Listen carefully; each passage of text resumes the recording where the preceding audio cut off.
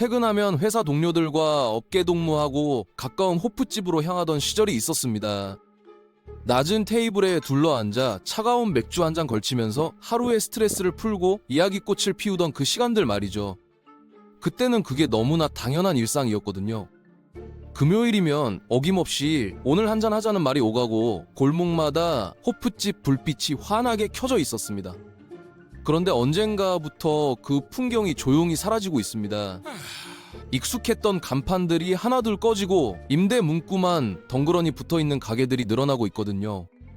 우리가 누렸던 그 문화가 지금 뿌리째 흔들리고 있다는 신호입니다. 오늘은 이 변화의 이유를 깊이 들여다보겠습니다.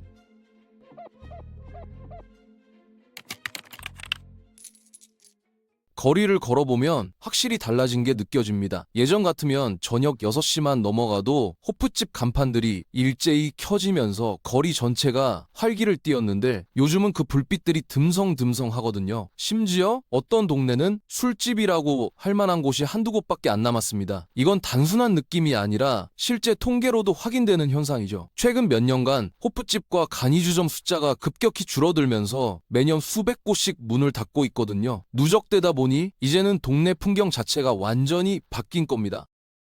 더 놀라운 건 새로 문을 연 가게들도 버티지 못한다는 점입니다. 희망을 품고 시작한 가게들이 1년도 안 돼서 폐업하는 비율이 3곳 중 1곳에 달하거든요. 이게 의미하는 바는 명확합니다. 시장 자체가 더 이상 새로운 가게를 받아들일 여유가 없다는 거죠. 시도는 많지만 성공하는 집은 극소수인 상황이 계속되고 있습니다.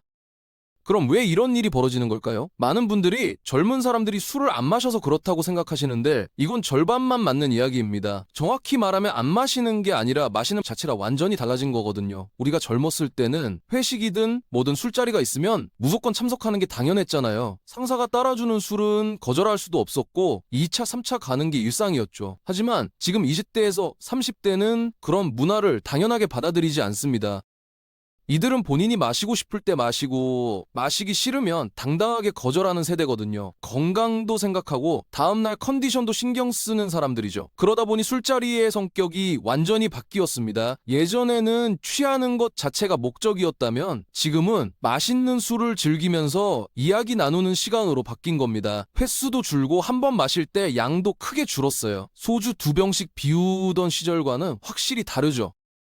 술의 종류도 달라졌습니다. 도수 센 소주나 폭탄주보다는 캔 칵테일이나 과일주처럼 부담 없이 즐길 수 있는 술을 선호하거든요. 심지어 논알코올 음료를 선택하는 사람들도 늘어나고 있습니다. 이런 변화들이 쌓이면서 주량을 자랑하는 술자리에서 취향을 공유하는 모임으로 의미가 완전히 바뀐 거죠. 문제는 기존 호프집들이 이런 변화를 따라잡지 못하고 있다는 점입니다. 회식 문화의 변화도 엄청난 타격을 줬습니다. 우리 때는 부서 전체가 모여서 밤늦게까지 술 마시는 게 너무 흔했잖아요. 금요일 저녁이면 회사 그 근처 호프집마다 사람들로 발 디딜 틈이 없었죠. 하지만 코로나를 거치면서 그런 강제 회식 문화가 거의 사라졌거든요. 지금은 회식을 하더라도 소규모로 일찍 끝내는 게 일반적이 됐고 2차, 3차 가는 경우는 정말 드뭅니다. 호프집들이 받아오던 기본적인 단체 손님이 증발한 셈이죠. 여기에 경제 상황까지 겹쳤습니다. 고금리에 물가는 계속 오르고 사람들 주머니 사정은 점점 나빠지면서 가장 먼저 줄이는 게 외식비와 술값이거든요. 우리 세대는 힘들어도 동료들과 한잔하면서 위로받고 힘을 얻었지만 지금은 그 돈을 아껴서 다른 데 쓰는 게 더 합리적이라고 생각하는 시대가 된 겁니다. 점심은 회사에서 해결하고 저녁은 집에서 간단히 먹거나 배달시켜 먹죠. 마시고 싶으면 편의점에서 캔 맥주 사서 집에서 마시면 되니까 굳이 비싼 돈 내고 밖에 나갈 이유가 없어진 겁니다. 반면 가게를 운영하는 사장님들이 감당해야 하는 비용은 천정부지로 올라가고 있습니다. 인건비부터 얘기해볼까요? 최저임금이 매년 오르면서 직원 한 명 쓰는데 드는 비용이 만만치 않게 됐거든요. 손님은 줄어드는데 직원은 그대로 둘 수 없으니 인력을 줄일 수밖에 없고 그러면 서비스 질이 떨어지면서 손님들이 더 안 오는 악순환이 시작됩니다. 임대료는 또 어떻고요? 장사가 안 되는데도 월세는 꼬박꼬박 나가니까 매달 적자를 보면서 버티는 집들이 한둘이 아닙니다. 원재료 가격도 심각한 수준입니다. 맥주 공장도가 오르고 안주 재료값도 오르고 배달비까지 올라서 테이블당 남는 게 점점 줄어드는 거죠. 예전에는 맥주 한 잔에 3,000원에서 4,000원이면 됐는데 이제는 5,000원에서 6,000원은 받아야 겨우 본전을 뽑습니다. 그런데 가격을 올리면 손님들 발길이 뚝 끊기니까 올리지도 못하고 손해보면서 버티는 가게들이 대부분이거든요. 결국 이 구조에서는 매출은 안 늘어나는데 비용만 계속 올라가니까 체력이 약한 가게부터 하나씩 문을 닫게 되는 겁니다.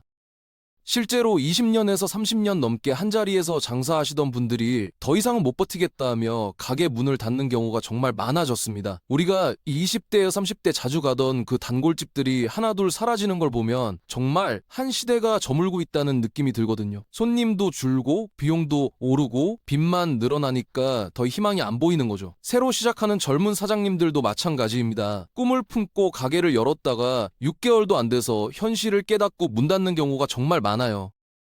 그럼 앞으로는 어떻게 될까요? 경기가 좋아진다고 해서 우리가 기억하는 그 시절로 돌아갈 수 있을까요? 전문가들은 어렵다고 말합니다. 경제 상황은 나아질 수 있어도 세대의 가치관과 문화는 이미 완전히 바뀌었기 때문이죠. 건강에 대한 인식도 달라졌고 술에 대한 태도도 달라졌는데 이게 다시 예전으로 돌아갈 이유가 없거든요. 우리는 폭탄주 돌리면서 스트레스 풀던 세대지만 지금 젊은 사람들은 그런 방식을 선택하지 않습니다.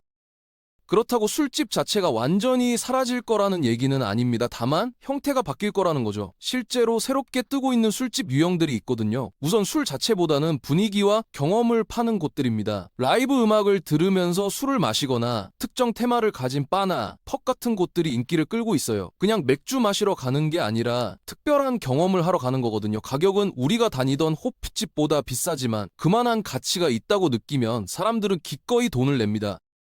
노알코올이나 저도주를 전문으로 하는 바들도 생겨나고 있습니다. 술을 마시지 않아도 즐길 수 있는 공간을 만드는 거죠. 목테일이라고 해서 알코올이 안 들어간 칵테일을 전문으로 하는 곳도 있고 차나 커피를 베이스로 한 특별한 음료들을 파는 곳도 있습니다. 우리 때는 상상도 못했던 형태의 술집들이죠. 이런 곳들은 취하지 않는 술자리를 원하는 사람들을 타깃으로 하는데 생각보다 수요가 많다고 합니다. 소규모 프리미엄 바들도 늘어나고 있습니다. 자주 가지는 않지만 갈 때 한 번에 확실하게 돈을 쓰는 스타일이거든요. 예약제로 운영하고 손님 수를 제한하면서 질 높은 서비스를 제공하는 겁니다. 와인바나 위스키바, 크래프트 비어 전문점 같은 곳들이 해당하는데 단골 위주로 운영하면서 안정적으로 장사하는 경우가 많아요. 우리가 다니던 대중적인 호프집과는 완전히 다른 콘셉트죠. 그러니까 지금 벌어지고 있는 변화를 정리하면 이렇습니다. 우리가 젊었을 때 즐기던 그 스타일의 호프집들은 계속 줄어들 겁니다. 단체 회식 손님에 의존하던 구조 자체가 무너졌기 때문에 이런 가게들이 살아남기는 정말 어려워졌거든요. 대신 새로운 컨셉을 가진 술집들이 틈새를 파고들면서 자리를 잡아가고 있죠. 결국 술집 시장 전체가 재편되는 과정이라고 볼 수 있습니다. 이 과정에서 가장 안타까운 건 수십 년간 한 우물만 파셨던 자영업자분들입니다. 우리 세대와 함께 나이 들어온 사장님들이 갑자기 바뀐 시장 환경에 적응하기 어렵거든요. 새로운 메뉴를 개발하거나 인테리어를 바꾸거나 SNS 마케팅을 하려면 돈도 필요하고 기술도 필요한데 이미 적자를 보고 있는 상황에서 투자할 여력이 없는 거죠. 그래서 어쩔 수 없이 문을 닫는 선택을 하게 됩니다. 정말 안타까운 현실이에요.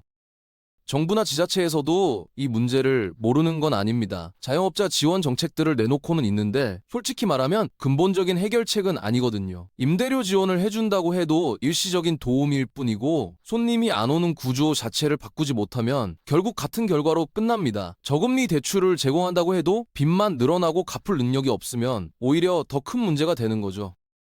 그래도 살아남으려는 가게들은 나름의 방법을 찾고 있습니다. 배달 앱에 입점해서 배달 매출을 올리거나 SNS 마케팅을 해서 젊은 손님들을 끌어들이거나 특색 있는 메뉴를 개발해서 차별화하는 식이죠. 어떤 가게는 낮 시간대를 활용해서 카페로 운영하다가 저녁에는 술집으로 바꾸는 투트랙 전략을 쓰기도 합니다. 우리 때는 상상도 못했던 방식들이지만 지금은 이렇게라도 해야 버틸 수 있는 시대가 됐어요.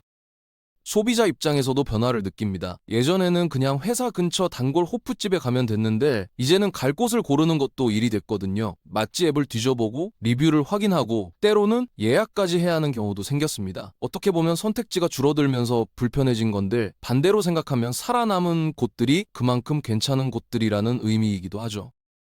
동네마다 상황은 조금씩 다릅니다. 대학가 근처는 비교적 사정이 나은 편인데 학생들이 여전히 술을 마시기 때문이죠. 물론 우리 때처럼 많이 마시지는 않지만 그래도 기본적인 수요는 있거든요. 반면 주택가나 오피스 밀집 지역은 정말 힘듭니다. 회식 문화가 사라지면서 평일 저녁 손님이 증발했고 주말에도 사람들이 집에서 쉬거나 다른 곳으로 나가버리니까 장사가 안 되는 거예요.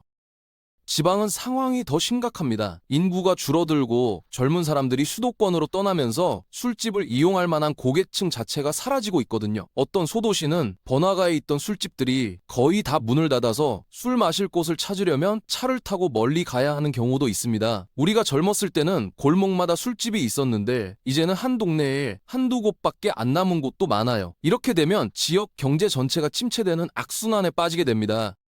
그럼 이 모든 변화 속에서 우리가 배울 수 있는 건 뭘까요? 첫째는 시대 변화에 적응하지 못하면 살아남기 어렵다는 거고, 둘째는 소비자의 니즈가 바뀌면 공급자도 바뀌어야 한다는 점입니다. 예전 방식을 고집하면서 옛날이 좋았는데 라고 아쉬워해봤자 시장은 기다려주지 않거든요. 우리도 나이 들면서 변화를 받아들이기 어려워지는 걸 느끼지만 젊은 세대는 자기들 방식으로 살아갈 권리가 있는 거죠. 개인적으로는 이 변화가 나쁘기만 한 건 아니라고 봅니다. 우리 때는 술 문화가 좀 강압적인 면이 있었잖아요. 상사가 따라주는 술을 거절할 수 없었고 마시기 싫어도 억지로 마셔야 했던 경우도 많았죠. 지금은 그런 강요 없이 본인이 원할 때 즐길 수 있는 방향으로 가는 거니까 이건 분명 긍정적인 변화라고 볼 수 있어요. 다만 그 과정에서 우리와 함께 나이 들어온 사장님들이 희생되는 건 안타까운 일입니다. 앞으로 5년에서 10년 후의 술집 풍경은 지금과 완전히 다를 겁니다. 우리가 기억하는 그 따뜻했던 호프집 풍경은 추억으로만 남게 될 가능성이 크죠. 지금 우리가 보고 있는 변화는 그 미래로 가는 과정의 한 장면입니다. 적응하는 가게는 살아남고 변화하지 못한 가게는 사라질 거예요. 잔인하게 들릴 수 있지만 이게 시장 경제의 현실이거든요.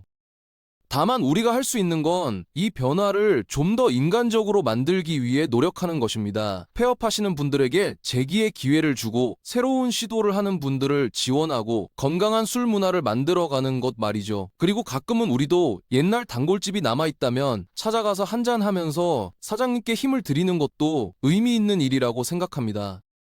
결국 호프집의 몰락은 단순히 술집 몇 곳이 문 닫는 이야기가 아닙니다. 우리 세대가 함께 나눴던 문화가 서서히 사라지고 새로운 세대의 문화가 자리 잡는 과정이거든요. 경제 구조가 변하고 세대 간 가치관 차이가 드러나고 사회 전체가 전환점을 맞이하고 있는 겁니다. 이 모든 것이 한꺼번에 겹치면서 지금의 상황이 만들어진 거죠. 그래서 이 문제를 제대로 이해하려면 단순히 통계 숫자만 볼 게 아니라 그 뒤에 숨은 구조적 변화를 봐야 합니다.